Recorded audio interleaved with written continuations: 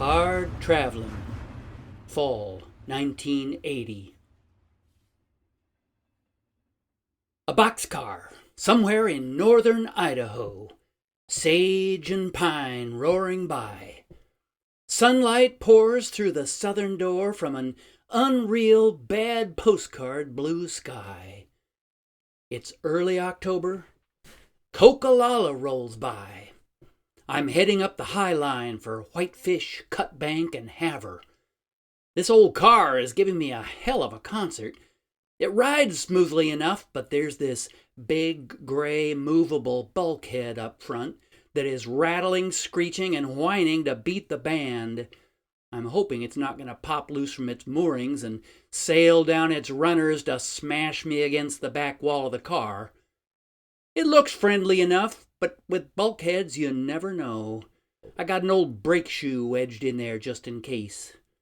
Ah, me, rolling free, and life is very fine. The wheels are doing a sexy 10/8 rhythm, with an occasional ping clunk thrown in for spice. This is train number 82, and I'm guessing it's a priority hotshot because we've already passed 2 trains which were sitting patiently on a siding waiting for us to pass. All right, eat your hearts out. Full tilt boogie through the Idaho autumn. This is horse country. I say this with a certain conviction because everywhere I look, I can see horses. See 'em, feel 'em, smell 'em, especially smell 'em. Lots of small ranch outfits here and fields of brown grass surrounded by pine woods and boulder-strewn hillsides. It's getting more mountainous again. We cross a piece of Lake Pend Oreille on a trestle bridge and flash through Sand Point. Small place with a marina, luxury condominiums, a few streets of small businesses. You'd miss it if you blinked, but on a tramp's map, it's a big one. Sand Point Junction, moment of truth. Did you get on the right train back there in Spokane? Are you going up the High Line to Whitefish or the Low Line to Missoula? You grit your teeth. The tension is unbearable. Ah, long sigh. You made it. The southern spur loops away to the right. You kiss it bon voyage. So long, Missoula. Hello, Glacier Park. The train slows down and pulls onto a siding. The sexy 10/8 rhythm becomes a steady, insistent rock and roll beat. Chunk, chunk, chink, chunk, chunk, chunk, chink, chunk. The brake shoes play a screechy major 7th as they close down onto the wheels. Train number 82 stops. We've been out-prioritized at last, and here we sit on a siding in Naples. Naples, I hear you cry. What's he doing in Naples? Well, while we're stopped, let me tell you about Naples, Idaho, a fine little town. You approach it through its western suburb, consisting of a very small switchman's hut with a very large sign bearing the proud inscription, West Naples. So much for the hors d'oeuvres. Naples does not suffer from urban sprawl, and without further ado, you enter the downtown metropolis of Naples proper. 1 sawmill, 1 bar, a general store, and 3 visible houses. It's not large, it's not ostentatious, but its inhabitants have good taste. The sign in the bar window says Bud. Finally, East Naples, consisting of another switchman's hut and the siding where I am now waiting. So let me fill you in on a few details. I left the Seattle Interbay Yards yesterday at 12:30 p.m. after about an hour and a half of the usual fact-finding, prowling tour of the yards. In order to find out which train is going where, you ask about 23 switchmen, oilers, brakemen, engineers, etc., trying to avoid the cops and generally anyone who drives a car or pickup or who looks too clean and fancy. And you collect 23 different reports on what's going out when and on what track. And then you stuff it all in your hat and let it percolate and filter down until you get some sort of synthesized average, which is generally pretty close to correct, give or take an hour and a track or two. Sure enough, at about noon, 4 units came backing down from the roundhouse and hooked up to a string of cars on track 2, and I left my sheltered spot and ran down the line about 20 cars until I found a boxcar with an unsealed door. I pushed and shoved and hammered and finally got both side doors open. I found an old rusty spike on the gravel beside the track and pounded it in between the door and its runner with an old brake shoe. This is supposed to keep the door from closing on me. So we steamed out of the yard and headed north for Edmonds, along the shores of Puget Sound. I sat soaking up the glorious, warm October sunshine. We stopped to pick up a couple of cars at Edmonds. As we pulled into the yard, we passed about 5 guys all lined up along the tracks waiting to hop on. The train was starting to look like a goddamn Amtrak. The train stopped with my car about a dozen yards from what appeared to be a dead dog alongside the track. It was a very peculiar-looking dog, though. Something didn't look quite right about it. I got out of the car and wandered up to it and felt sick. It was half a dog. It was sliced cleanly through the middle. His rear half was just plain gone. I stumbled back to my car and leaned against it, trying to steady myself. It was a lousy sight, but a good reminder at the beginning of a freight hopping trip. Be careful. For the love of Pete, be careful. Train wheels don't fool around and they'll cut through you like butter. A tall, skinny black guy came to the door of my car. Mind if I ride with you? His lazy, drawled voice sort of rumbled out of him. Sure, come on up, I said. He didn't say another word for hours, just stood like a giant swaying scarecrow, shivering in his pink blanket, thin shirt and pants and shoes without socks or laces. Night fell somewhere in the Cascades. He turned a silhouette, a spooky, silent wraith still just standing, rocking with the motion of the car, looking out the door. I woke up out of a light sleep and the train had stopped. It was 11 p.m. The wraith stood by the door. He noticed I was awake. Is this Wenatchee? Came the low, rumbling voice. I crawled out of my warm sleeping bag and came to the door. A sign outside on a building said something about apples. Must be, I said. Without a word, the tall apparition climbed down out of the car and disappeared into the night. The car was still and empty as though he'd never existed. It was spooky. It was also colder than hell. I crawled back into the sack and signed off for the night. I woke up again at 5 a.m. We were stopped on the tracks in a sort of gully, and up and down the train, tramps were getting out of boxcars, making their exit, climbing out of the gully with their gear, others just stretching and stamping to get the circulation going. 2 cars down, 2 guys built a fire and boiled coffee. 4 other guys and I all crowded around the small fire, trying to remember what it felt like to be warm.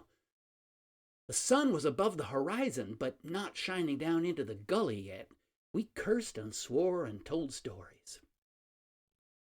Jesus Christ, it was colder than the son of a bitch last night. No shit, I was in that old car back there, you know, and there was this hole in the front wall, a fucking hole, and the wind came in there like knives, man, like knives. Yeah, colder than the son of a bitch.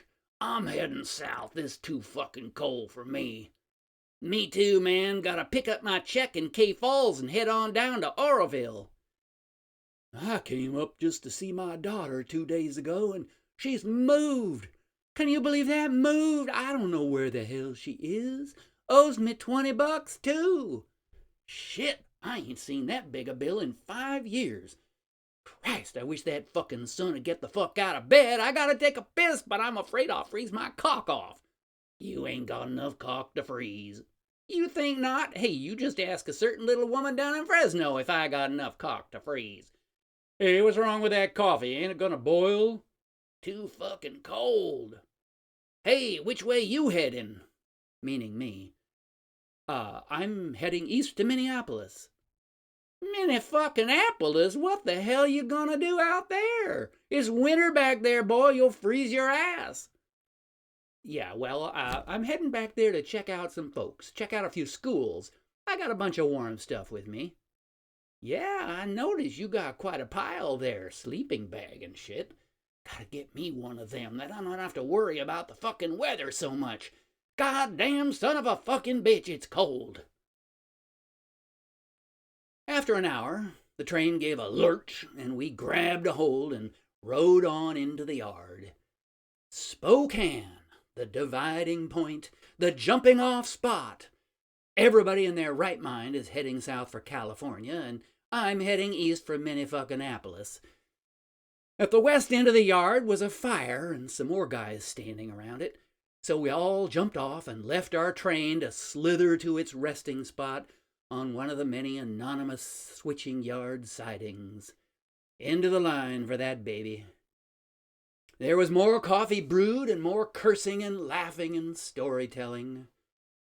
There was one old guy sitting on a sad-looking pile of stuff who was crying quietly. He'd stop and look up quickly like he was afraid somebody would notice, and then he'd look off into the sunrise kind of distantly, and his head would sink, and the sobs would come again very quietly. Someone offered him a shot from a bottle. He shook his head and turned away. Okay, fine. It was his pain, and he didn't want to share it. On the freights, you respect a guy's privacy. Code of the road. With the help of the West End airman, a gigantic fat man in a jazzy car, I found train number 82, a priority hotshot eastbound for Minneapolis and Chicago. The usual routine with the doors, spikes, and brake shoes, and we headed off into the sunrise of a crisp October morning. And here I sit, looking back at the proud skyline of Naples, Idaho. I wonder what they do here for kicks. But there's no time to ponder. I hear a whistle blowing and see an approaching headlight. A priority train screams by at 40 miles an hour, all piggybacks and containers, just what you'd expect on a hotshot. It disappears as suddenly as it appeared, and we painfully ease out of our siding and bid farewell to East Naples. Parting is such sweet sorrow. Lunchtime on the Burlington Northern, hurtling up the Kootenai River toward the mountains. Crackers, peanut butter, raspberry jam, dried fruit, and good old water. Out here it tastes better than anything you'll ever eat in a French restaurant. This is bare bones living, doing what Ma Nature intended, eating, sleeping, and breathing. Doing the things this body was designed for, munch, munch. Yep, eating is just about the best thing in the world. Sex is nice, but it's a little dull all by yourself in a boxcar. Crunch, crunch. And thinking is okay, too, in its proper place. The trouble with it is that it was basically an afterthought, a sort of additional function that was tacked on to an already complicated system. And let's face it, it is the least successful, sloppiest, most erratic one of Ma's biped experiments. She gets an E for effort, but in the long run, it's just too messy and unpredictable. Slurp, slurp. But eating, man, she nailed that one down years ago. Crunch, crunch. Thanks, Ma. Pass the raisins. Trains and rivers, rivers and trains, like mustard and hot dogs. I'm looking out the door at the river in the canyon below me. It was a large river, became a small river, and now, with the rising of the hills, has become a mountain stream. A train alongside a mountain stream, both winding their way up a jagged gash between two hills. It just looks right. There's something incredible about it, though. Those four little man-made engines up there at the front are dragging this entire train uphill against the force of gravity.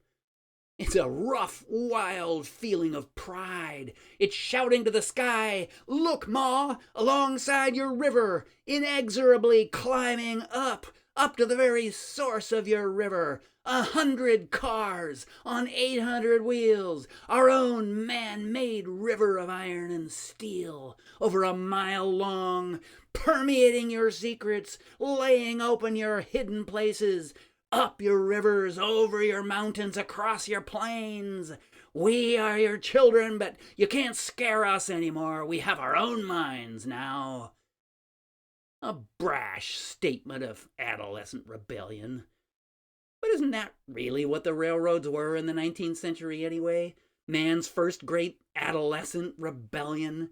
Man's collective thumb held to its collective nose. The first car, the first girlfriend, the first cigarette. And how does Ma Nature deal with this collective idiocy, this wild encounter with freedom? Like all good mothers, she waits for the phase to pass. Age brings wisdom, brings regrets, brings arthritis, brings balance. There is something obscene about this train winding up this river, basically violating the temple, the priestess, entering with muddy boots and bloody sword the inner sanctum, the holy of holies, the source. But there's no recovering what went down in the flood.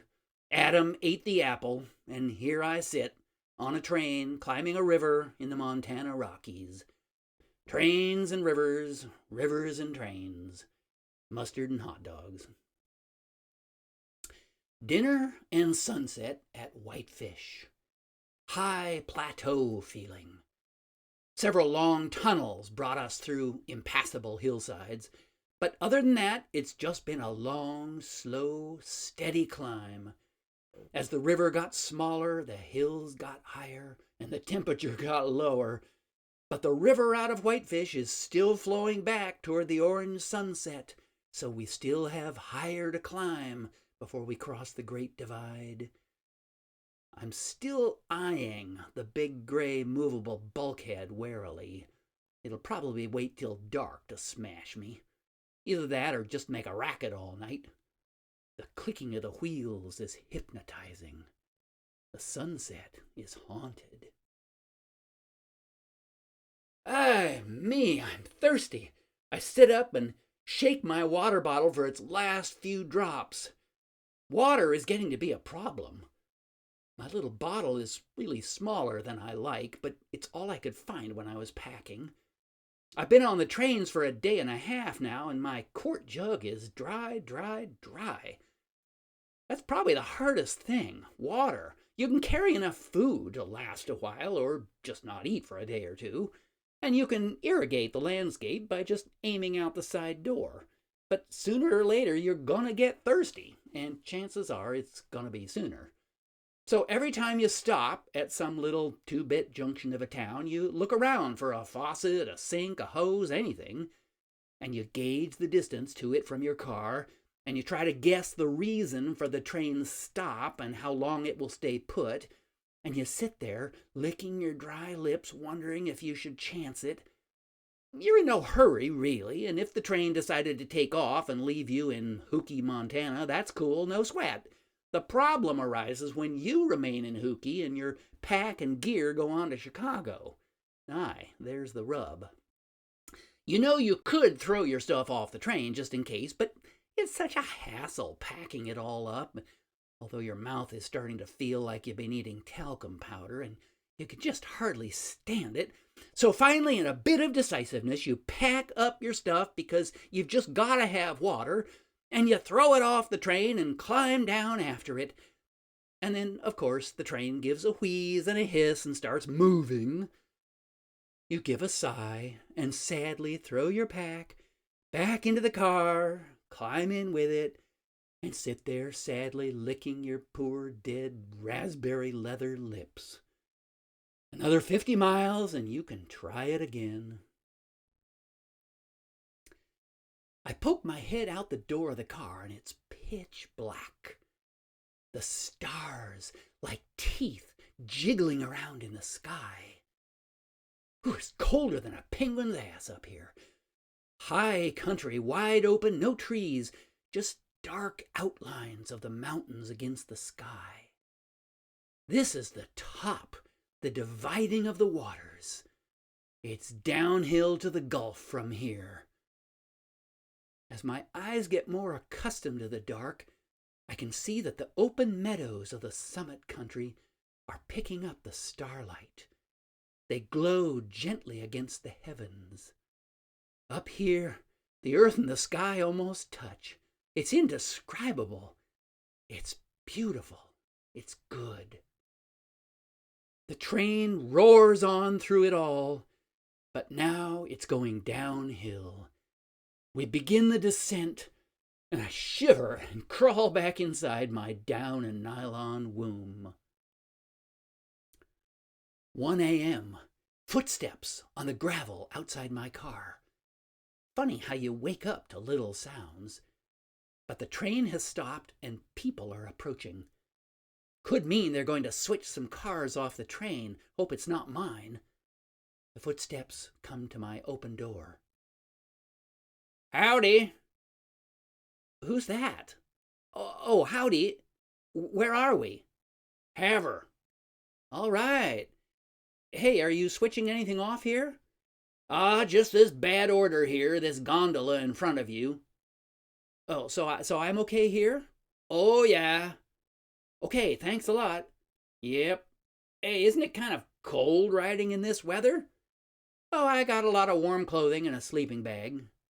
Well, that's good, 'cause you can freeze your balls off out here at night. Yeah, no kidding. Well, I gotta keep moving. We're doing a Class A here. Take care. Okay, see ya. A Class A, that's a walking inspection of the whole train. All air hoses and oil boxes. That'll take them at least another 15 minutes. Like lightning through a primeval sky. Water! Get water! I pull on my boots, grab the empty water bottle, and jump. Next question. Where is water? There's a fast food joint about 100 yards away. No guarantee, but it's worth a try. Hot damn, jackpot! The place is closed and dark, and around the back is a hose. Let it run for a while to get the rust out. The bottle is halfway full when the train gives a clank and a hiss. Stay calm, stay calm. Another clunk and a hiss. The bottle's almost full. There, it is full. Turn off the hose, cram the top back on the bottle, and run, run, run for the train. Crap, I should have tied these friggin' boots. Through the high weeds, across the road, up the embankment to the tracks, grab the handle and swing on up. Whew! Christ, that was no 15 minutes. I gotta be more careful. The train groans and starts to move. Oh well, what the hell? You can die of thirst being too careful. I climb back in my sleeping bag, take a big swig, and put the water bottle back in the food sack. Mission accomplished.